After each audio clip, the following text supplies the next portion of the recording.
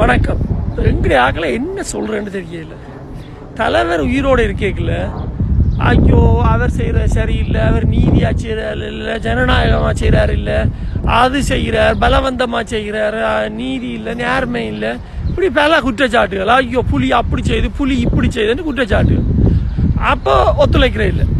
இப்போ ஐயோ அவனா என்ன பிடிக்கிறான், அவன் அங்கே கடத்துறான், இங்கே கடத்துறான், அதை செய்கிறான், இதை செய்கிறான்ட்டு அழுகு. இப்போ சொல்றது போய் ஐயோ இப்போ தலைவர் இருந்திருந்தா இப்படி செய்ய விட்டுருக்க மாட்டார், தலைவர் இருந்திருந்தா எங்களை காப்பாற்றி இருப்பார், தலைவர் இருந்திருந்தா அதை செஞ்சிருப்பார். அடே கையில் ஒரு சாமான் இருக்கு, அதை பாதுகாக்கணும், இல்லை அதுக்காக ஒத்துழைக்கணும், சப்போர்ட் பண்ணணும், எல்லாம் செய்யணும்.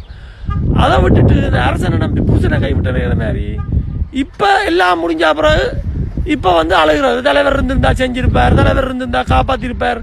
இப்போ பிள்ளைய கடத்துறாங்களா, அங்கே செய்கிறாங்களா, அடிக்கிறாங்களா, உடைக்கிறாங்களே. அட இது முதலே தலைவருக்கு ஆதரவு கொடுத்துக்கலாம் தானே. இப்போ என்ன தலைவர் இருந்திருந்தா எங்கட தலைவர் அப்படி, எங்கட தலைவர் இப்படி என்று பெரிய புகழாரம் எல்லாம் படிக்கிறாங்க.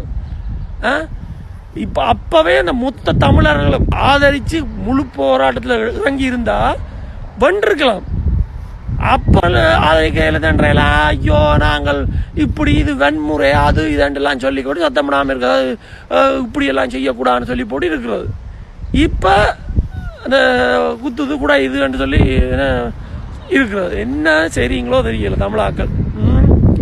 இனிமையாச்சும் யாரும் இன்னொருத்தம் வந்தா மொத்தமாக சப்போர்ட் பண்ணுங்க தயவு செஞ்சு. அதை விட்டுட்டு இல்லை இல்லை இது நீதி இல்லை, இது ஃபேர்னஸ் இல்லை, நீங்கள் ஃபேராக சொல்லணும், அந்த கதையெல்லாம் கதைக்காதீங்க. ஏன்னா அப்படி கதைச்சு தான் இங்கே பாருங்க நீங்கள் என்ன மாதிரி நிலைமையில் இருக்கீங்க. இனிமேல் இந்த நடுநிலைமைன்ற கதையே இருக்கக்கூடாது. இனிமேல் யாரும் ஒருத்தன் திரும்ப ஏதாவது செய்ய போகிறான்டா அவனுக்கு ஆதரவு கொடுங்க.